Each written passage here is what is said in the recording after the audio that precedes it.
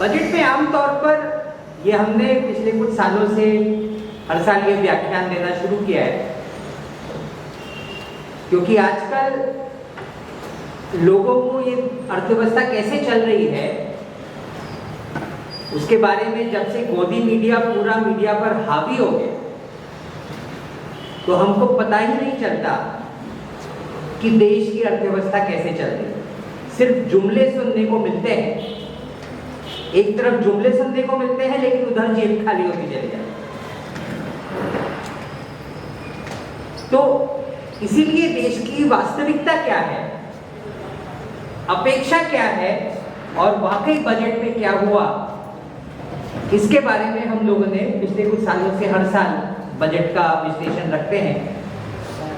आज हम लोग इस साल के बजट का विश्लेषण पर बात करते हैं। ये व्याख्यान कुछ दिन पहले तैयार हो गया था, लेकिन इतनी सारी व्यस्तताएं और हर सप्ताह कुछ ना कुछ प्रोग्राम चल रहा है तो ये पोस्टपोन होते हुए मार्च के शुरू में हमने रखा है। तो शुरू करते हैं। हमारा बेसिक ओरिएंटेशन बजट समझने का बहुत सिंपल है। जैसे अभी सीनियर सिटीजन ने मेरे को बुलाया कि आप हमारे संबंध में बजट में क्या है उस पर बात कीजिए। मैंने कहा कि नहीं, आपका टैक्स के पैसे कितने बचे या उसके लिए क्या करना चाहिए वो आप अपने सीए से बात कीजिए। मेरी दिलचस्पी ये है कि इस देश के आम आदमी पर इस बजट का क्या होगा, उस एंगल से हम ये विश्लेषण प्रस्तुत करने वाले हैं। शुरू एक ऐसे मुद्दे से करते हैं जिस पर आजकल बातचीत बंद ही हो गई है। एक शब्द किसी भी मीडिया में नहीं, और वो है देश का विदेशी कर्जे का संकट। पहले कम से कम वित्त मंत्री थोड़ा बोला तो करते थे, अब तो बात ही नहीं। और उसका कारण ये है कि देश का विदेशी कर्जा लगभग $600 बिलियन यानी लगभग 60,000 करोड़ डॉलर, और यदि आपको उसको रुपए में कन्वर्ट करना है तो 75 से गुणा कर दीजिए, इतना विशालकाय विदेशी कर्जा हो गया। कर्जे का महत्व इसलिए है क्योंकि इस कर्जे को रुपए में चुकाया नहीं जा सकता, क्योंकि रुपए और डॉलर कन्वर्टेबल नहीं है। यानी भारत सरकार की कमाई तो रुपए में होती है ना, यानी टैक्स की आमदनी रुपए में इकट्ठा होती है। आप जो टैक्स देते हैं वो रुपए में देते हैं, उस रुपए से डॉलर खरीदा नहीं जा सकता। डॉलर खरीदने के लिए आपको एक्सपोर्ट बढ़ाने होंगे, लेकिन एक्सपोर्ट यदि इंपोर्ट से कम है तो फिर डॉलर की कमाई नहीं हो सकती। तो नतीजा यह हो रहा है कि हम लोग विदेशी निवेशकों पर निर्भर हैं कि वो हमको डॉलर दे। अब इकोनॉमिक सर्वे में ये जरूर चर्चा होती है कि नहीं, आर्थिक विदेशी स्थिति ठीक है, क्योंकि देश का विदेशी मुद्रा भंडार, ऊपर आंकड़ा देखिए, वो हमारे कर्ज से ज्यादा है। विदेशी मुद्रा भंडार थोड़ा ही ज्यादा है, लेकिन ज्यादा है। बात यह है कि विदेशी मुद्रा भंडार से कुछ पता नहीं चलता, क्योंकि विदेशी मुद्रा भंडार देश में आया जितना भी डॉलर है उसका अमाउंट है। ये हमारी कमाई नहीं है।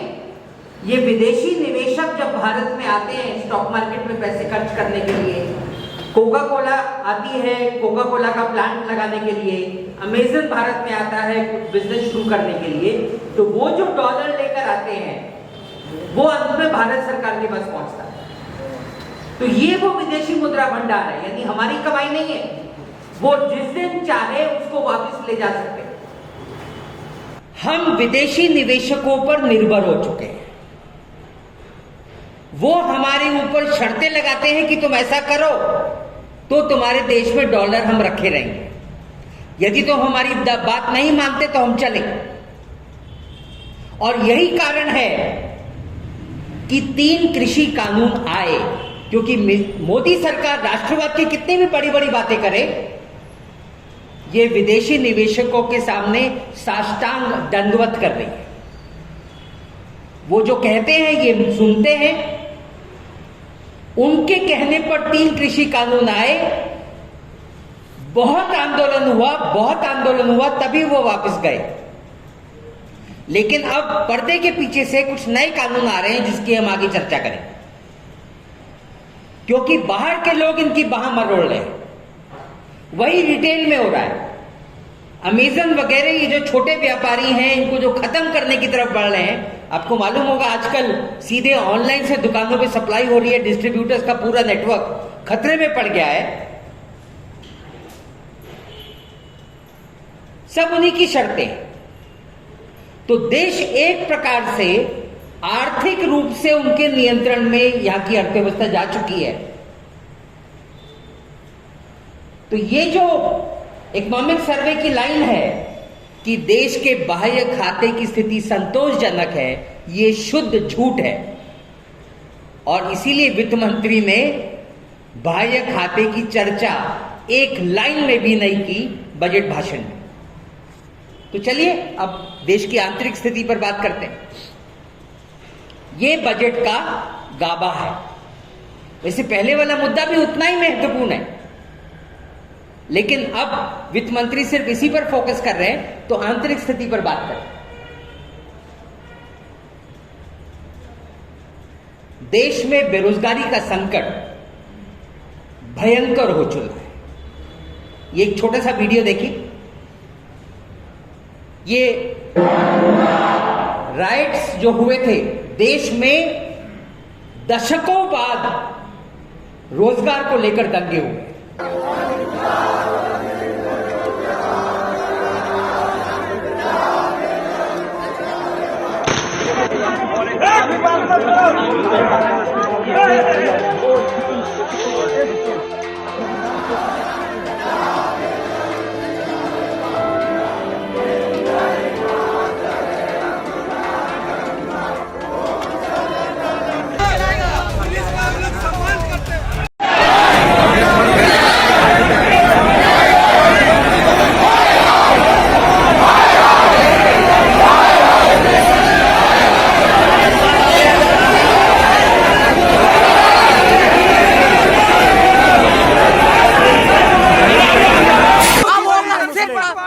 बहुत हुआ, हिंदू मुस्लिम होगा सिर्फ युवा। अब रोजगार की बात करो, सिर्फ रोजगार की। हिंदू मुस्लिम बंद करो।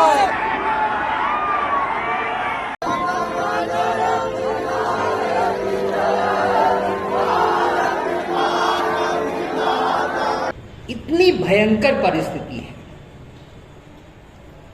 हमने इस भाषण में बेरोजगारी पर थोड़े और स्लाइड्स रखे थे, उनको समय अभाव के चलते कट किया है क्योंकि भाषण तो नहीं तो लंबा हो जाएगा।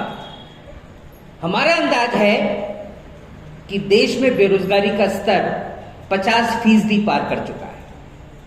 इनके आंकड़ों का कोई मतलब ही नहीं है, बल्कि अब तो सरकार ने आंकड़े इकट्ठे करने बंद ही कर दिए। ये देश की पहली सरकार है जो आंकड़ों की व्यवस्था ही खत्म कर दे रही है, ताकि आपको देश की असलियत का पता ही ना चले। अब जो आंकड़े आते हैं वो प्राइवेट संस्थाओं से आते हैं, जैसे CMI से।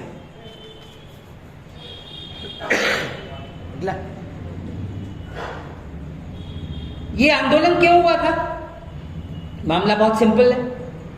ऊपर से क्या दिख रहा था कि भाई रेलवे की भर्ती पोस्टपोन हो गई। 2 साल से रेलवे की परीक्षा टलती चली जा रही है। जिस पे किसी ने ध्यान नहीं दिलाया वो ये है कि सीटें कितनी थी? सीटें थी 35,000। और आवेदक कितने थे? कितने लोगों ने अप्लाई किया? 1.25 करोड़। तो यदि सब भर्तियां, इन्होंने भर्ती की ही नहीं, लेकिन भर्ती कर भी देते तो 99.9% लोग फिर भी बेरोजगार रहते ना। तो इसका मतलब ये नहीं कि भर्ती ना की जाए। बात यह है कि ये बेरोजगारी की स्थिति का अंदाज बताता है कि कितनी भयंकर बेरोजगारी है कि अपने से क्लास 3, क्लास 4 पोस्ट के लिए इतने लोग आवेदन कर रहे हैं। और इस तरह के आंकड़े भरे पड़े हैं कि 50 सीटें निकलती हैं और 1-1 लाख एप्लीकेंट्स हो जाते हैं, क्योंकि रोजगार कहीं नहीं है। न खेती में है, न प्राइवेट सेक्टर में है, न सरकारी क्षेत्र में है। तो दूसरी तरफ गरीबी, गरीबी भयंकर बढ़ चुकी है। जो आंकड़े उपलब्ध हैं, इन्होंने बड़ी मुश्किल से 19-20 के पीएलएफएस आंकड़े रिलीज किए थे सरकार ने, वो भी चुनाव के बाद। वो आंकड़े बताते हैं कि देश में पहली बार कई दशकों के बाद गरीबी बढ़ी है। आप आंकड़ा देखिए, 2004 में 40 करोड़ गरीब थे, यूपीए के काल में कम होते होते 27 करोड़ पे आए और मोदी काल में बढ़कर 34 करोड़ हो गई। ये बढ़ोतरी पहली बारी हुई है पिछले 50 सालों में। 8 करोड़ लोग, और ये महामारी के पहले की बात। महामारी के पहले 8 करोड़ की संख्या गरीबी में बढ़ गई थी। और उसके बाद ये अजीम प्रेमजी यूनिवर्सिटी की स्टडी है, उन्होंने काफी व्यापक सर्वेक्षण किया तो उन्होंने ये पाया कि सिर्फ एक साल में 23 करोड़ लोग और गरीबी रेखा के नीचे पहुंच गए। 23 करोड़ लोग, यानी कुल गरीबी हो गई 23 और 34, लगभग 50 करोड़ लोग। दोनों गरीबी रेखाएं थोड़ी अलग अलग है, इसलिए मैं रफली बता रहा हूं, लेकिन इतनी भयंकर गरीबी की स्थिति है। जो मैंने आपको रोजगार के आंकड़े के बारे में चर्चा की, बेरोजगारी महामारी के पहले ही भयंकर थी। महामारी ने तो बेरोजगारी को कहीं का कहीं पहुंचा दिया है। तो ये देश का आलम है, ये देश की गरीबी और बेरोजगारी की स्थिति है। तो दूसरी तरफ ये बेशर्म सरकार ने देश इस तरह से चलाया कि देश के अमीरों की संपत्ति दुगनी सी ज्यादा बढ़ गई और अरबपतियों की संख्या 40 से बढ़ गई। ये अरबपति मतलब रुपए वाले अरबपति नहीं है, ये डॉलर अरबपति हैं। एक अरबपति का मतलब है जिसके पास 1 अरब डॉलर, $1 बिलियन। $1 बिलियन का मतलब है 7,000 करोड़ रुपए। हमारे लिए तो 2-4 करोड़ ही समझ में नहीं आती, 7,000 करोड़ रुपए। और इनके पास एक नहीं, ये मालिक है 53 लाख करोड़ रुपए के। 150 लोग 53 लाख करोड़ रुपए के मालिक हैं। आप कल्पना कर सकते हैं इन आंकड़ों की। मुट्ठी भर लोगों के पास इतनी संपत्ति है। 53 लाख करोड़ रुपए देश के जीडीपी का 1/4 है। सरकार के बजट आंकड़े से ज्यादा है 1.5 पट। यानी सरकार कुल जितना पैसा खर्च करती है देश की 125 करोड़ लोगों के ऊपर, उससे 1.5 पट पैसा सिर्फ चंद 150 लोगों के पास इकट्ठा हो चुका है। महामारी के समय देश इस तरह से चला।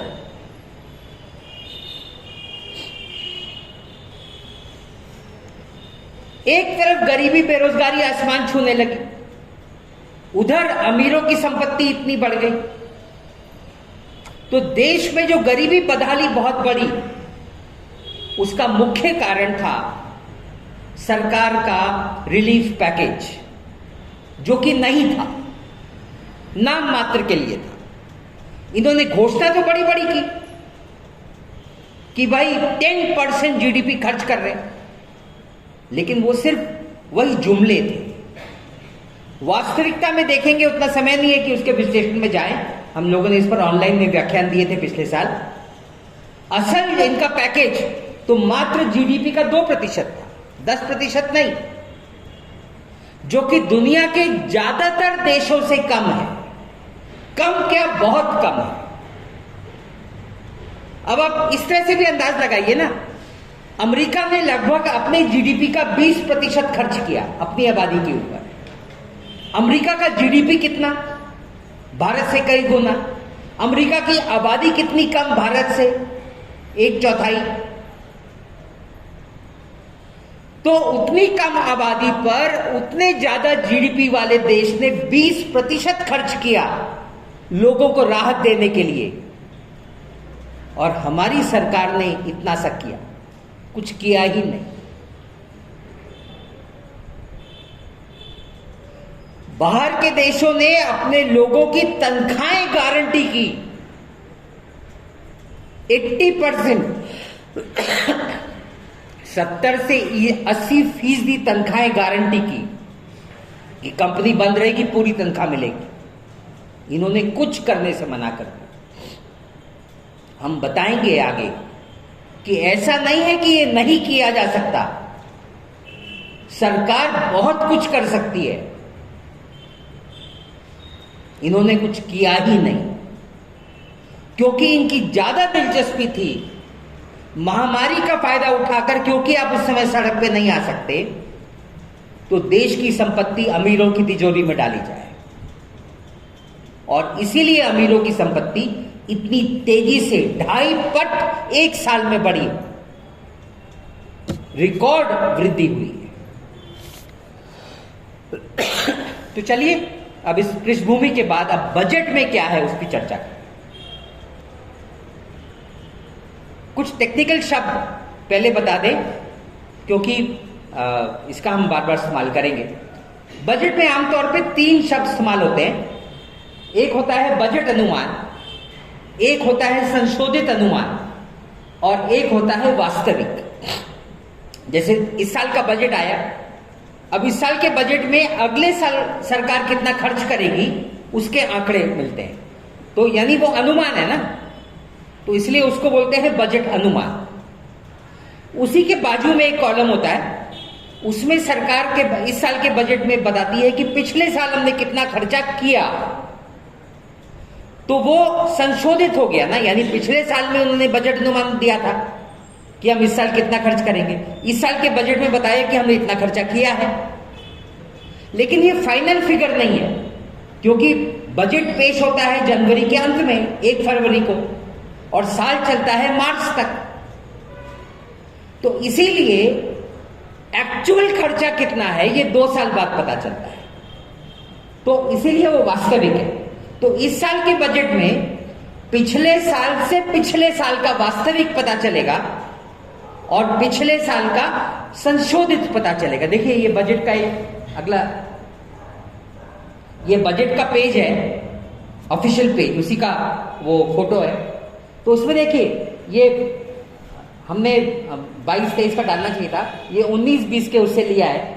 तो ये 19-20 का बजट पेपर है। तो 19-20 के बजट में पहला कॉलम 19-20 में सरकार कितना खर्च करेगी, यानी बजट अनुमान। उसके बाजू में देखिए रिवाइज एस्टिमेट, यानी 18-19 में कितना खर्चा किया।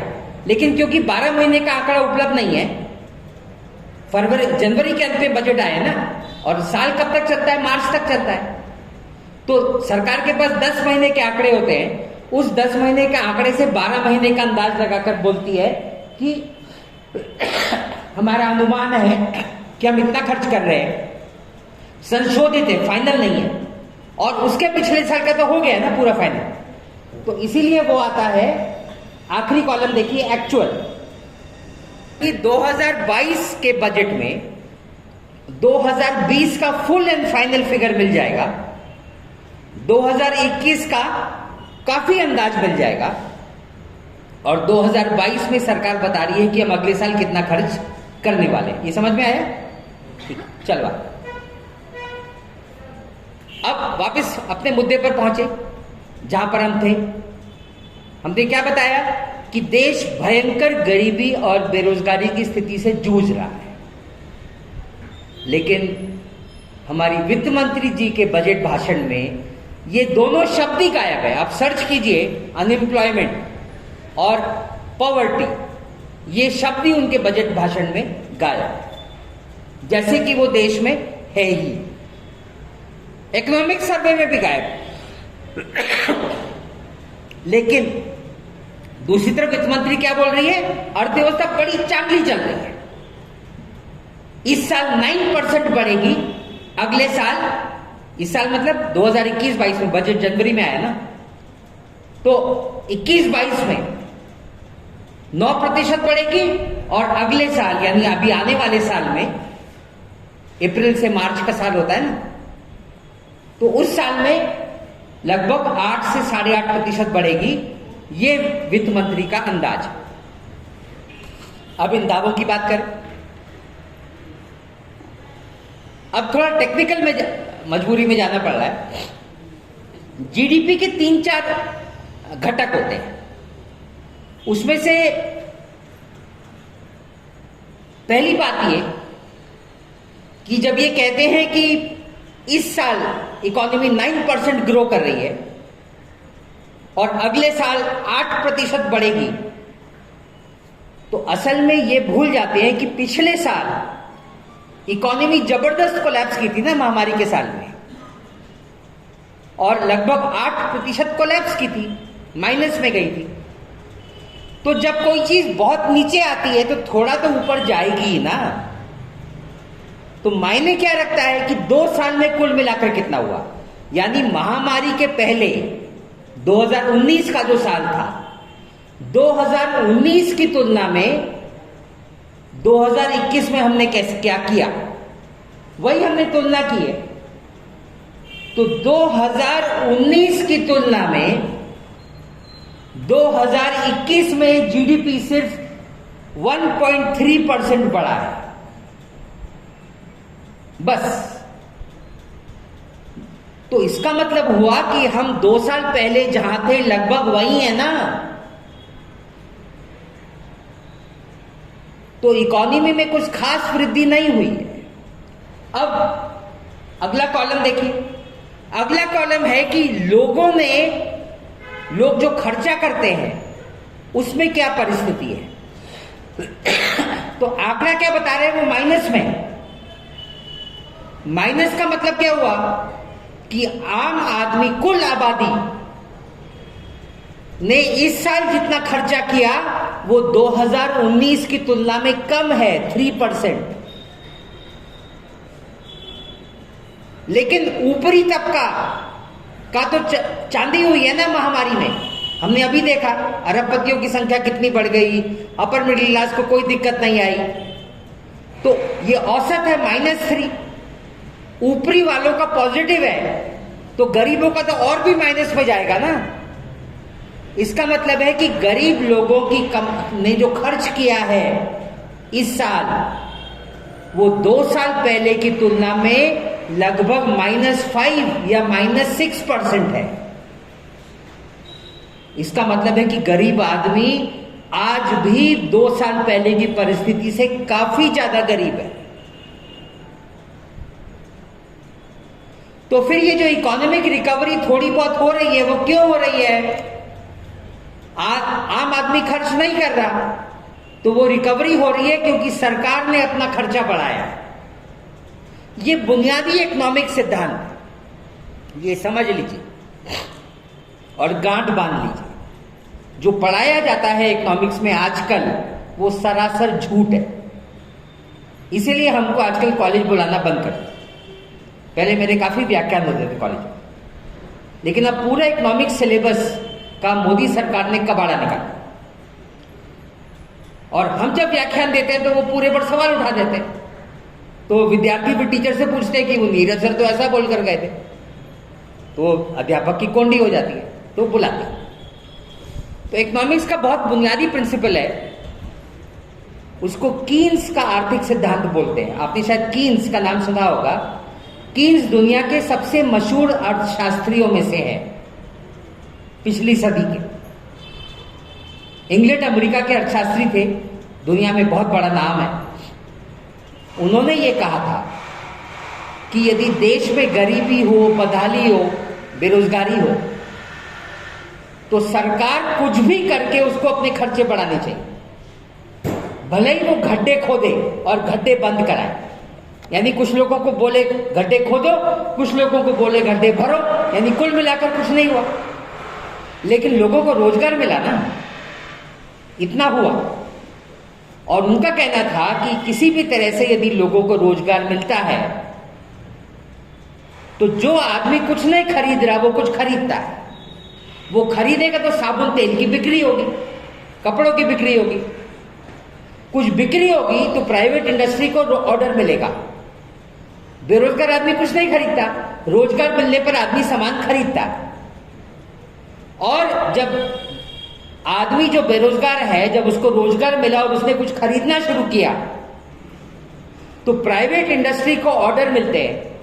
प्राइवेट इंडस्ट्री को ऑर्डर मिलेंगे तो वहां उत्पादन बढ़ेगा, वहां पे भी रोजगार बढ़ेगा और उसकी कमाई बढ़ जाएगी तो सरकार की टैक्स आमदनी बढ़ जाएगी और सरकार को पैसे वापस मिल जाएंगे। बात समझ गए?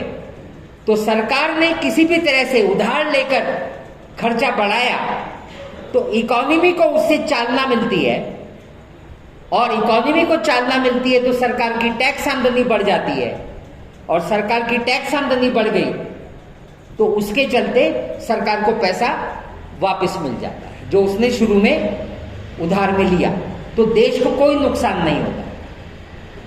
यही कारण है कि जब महामारी हुई तो दुनिया के देशों ने जीडीपी का 10%, 20% खर्चा बढ़ाया क्योंकि इकोनॉमी ठहर गई है। सरकार खर्चे बढ़ाएगी घाटे में जाकर तो इकोनॉमी को चालना मिलेगी, इंडस्ट्री ढंग से चलेगी तो सरकार को पैसा वापस आ जाएगा। ये बुनियादी सिद्धांत है, लेकिन हमारे देश की सरकार ने ऐसा नहीं किया और देश की अर्थव्यवस्था का कबाड़ा निकाला।